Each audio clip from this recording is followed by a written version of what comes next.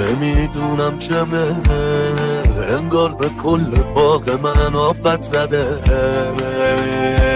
گرفته کل چونم و بازم غمه، درد من زیاد ولی طاقت کمه.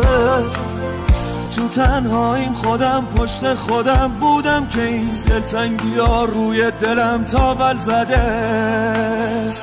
از خودم گذشتم اما از تو نه، من فقط خوب تو میخوام حتی با غیر خودم.